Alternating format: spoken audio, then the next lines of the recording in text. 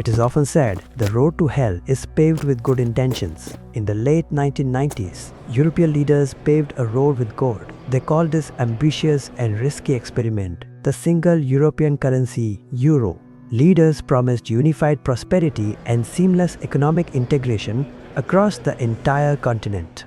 They claimed sharing a currency would finally bring permanent stability to Europe. Looking back today, we can see the architectural blueprints were deeply flawed. What was sold as equality slowly transformed into a quiet system of dominance. We must examine the machinery beneath the surface to understand why this happened. To understand the euro, you must understand the concept of the impossible Trinity. This rule defines what a sovereign nation can realistically control economically. A nation may choose free capital movement and fixed exchange rates, or it may choose an independent monetary policy instead.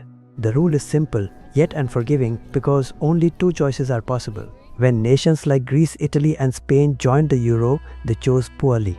They selected free capital movement and fixed exchange rates with neighbors. By doing so, they surrendered control over independent monetary policy. This sounds like theory until a financial crisis arrives suddenly. Before the euro, Italy could devalue its currency to regain competitiveness. That pressure release valve had worked for centuries in global economics. Inside the Eurozone, that emergency valve was removed entirely. One central bank sets one interest rate for 19 different economies.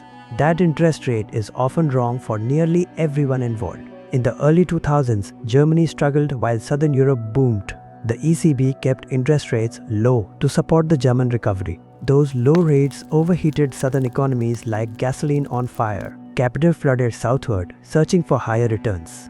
German banks held excess cash needing profitable investments. They saw Spanish real estate as a golden opportunity.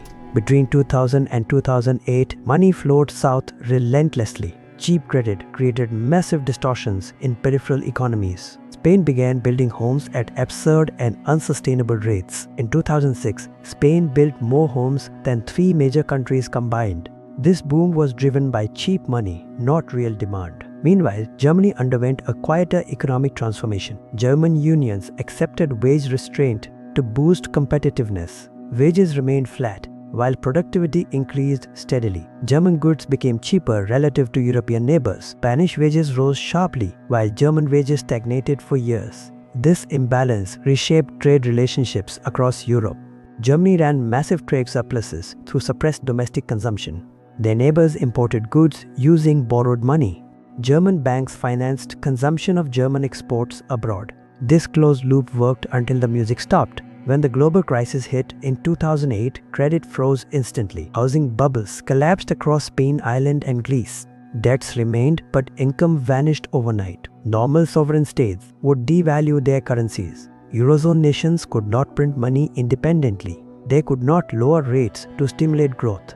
The only remaining tool was internal devaluation. Internal devaluation means cutting wages, pensions, and jobs. It is economic brutality disguised as academic terminology. This mirrored gold standard policies during the Great Depression. The human cost of these policies was enormous. Spanish unemployment surged to nearly 27%. Youth unemployment exceeded 50% in several countries. An entire generation faced joblessness and despair. Talented young people fled their home countries. Peripheral nations funded education, while core nations gained workers. This brain drain reinforced northern dominance. The crisis deepened through obscure financial plumbing. The Target 2 system settles payments between central banks.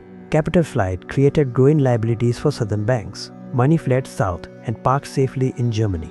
German claims exceeded 1 trillion euros by 2023. That figure surpassed 25% of German GDP. Italy and Spain owe balances they cannot realistically repay. Leaving the euro would trigger immediate financial disaster. These liabilities bind peripheral nations to the system. Austerity makes exit increasingly impossible. The system transfers wealth from periphery to core permanently. Germany accumulates surpluses while others accumulate debt. This contradicts how functional monetary unions operate. The United States transfers money between states automatically. Europe lacks any comparable fiscal transfer system. German voters reject paying for southern pensions. Without transfers, imbalances continue growing. Greek austerity worsened debt ratios instead of fixing them. Debt rose as GDP collapsed under austerity. You cannot cut your way out of recessionary debt. The euro locked nations into stagnation. They cannot grow fast enough to escape debt. They cannot default or devalue either. The result is a zombie economic condition.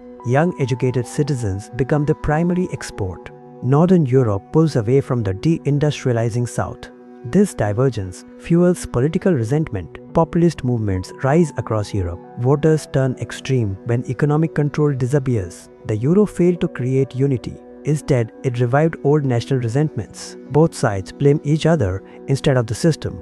A monetary union without fiscal union is unstable. The architects knew this flaw existed. They expected crisis to force political integration.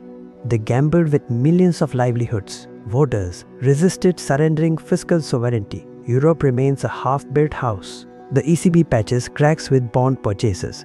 Monetary policy cannot solve structural problems.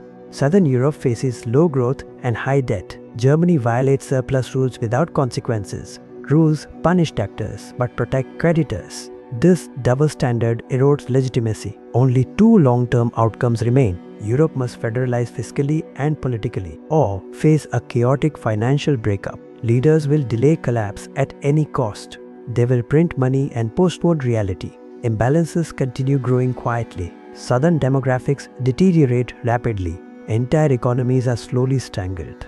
The euro failed to rival the dollar. Europe now obsesses over internal debt. The tragedy is deeply human. Workers lost livelihoods permanently. Pensioners lost security. Economics determines who prospers and who suffers. The euro shifted power from labor to capital. It protected banks over citizens. Inequality rose as wages stagnated. The system functions exactly as designed. The crisis is sleeping, not solved. The escape hatch remains sealed.